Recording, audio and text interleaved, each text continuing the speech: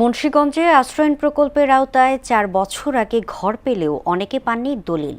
দীর্ঘ সময় পেরিয়ে গেলেও মালিকানার দলিল হাতে না পাওয়ায় দুশ্চিন্তায় দিন কাটছে ভূমিহীন পরিবারের। দলিলের কাজ চলমান রয়েছে বলে জানান উপজেলার নির্বাহী কর্মকর্তা মোহাম্মদ সুজনের প্রতিবেদনে জানাচ্ছেন মাহমুদ আক্তার। মুন্সিগঞ্জ জেলার বিভিন্ন আশ্রয়ণ প্রকল্প কেন্দ্রে বসবাসকারী পরিবারগুলো গড়ে ওঠার পর থেকে তারা নিয়মিত বসবাস করলেও এখনো দলিল ও প্রয়োজনীয় কাগজপত্র বুঝে পাননি। এতে ভবিষ্যতে ঘর নিয়ে জটিলতা তৈরি হতে পারে বলে আশঙ্কা করছেন তারা। আমাদেরকে এখান থেকে উচ্ছেদ করতে, আমাদেরকে বাইরে যাওয়াতে যাইতেই হবে, এছাড়া আমাদের কোনো উপায় নেই। কারণ আমাদেরকে সরকার ঘর দিয়েছে, ঘরের দলিল দেয় নাই। আমরা এই জায়গায় আর আমাকে বর্তমান দলিলটা আমাকে করে দিবে, আমরা কেমনে থাকি। আমাদের এখান থেকে অনেক মানুষ নিয়ে আমরা এসএলএম স্যারের কাছে গিয়েছিলাম। স্যার বলে যে দলিল এখন হয়নি। কাগজপত্র চাই, দলিল চাই, আমরা একটা সাক্ষী প্রমাণ চাই।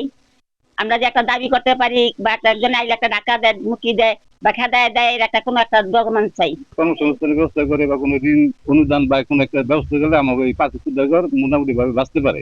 আশ্রয়ণ প্রকল্পের দলিলের তালিকা তৈরি করা হচ্ছে জানিয়ে পরবর্তী ব্যবস্থা গ্রহণ করা হবে বলে জানান উপজেলা নির্বাহী কর্মকর্তা।